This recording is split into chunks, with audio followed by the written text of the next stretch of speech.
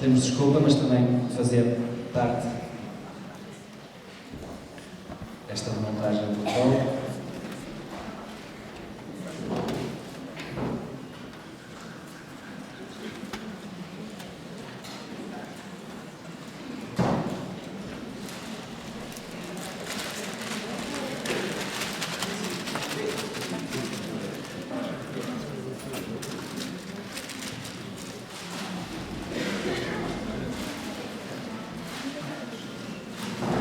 Então agora o Diogo vai tirar um bilhetinho.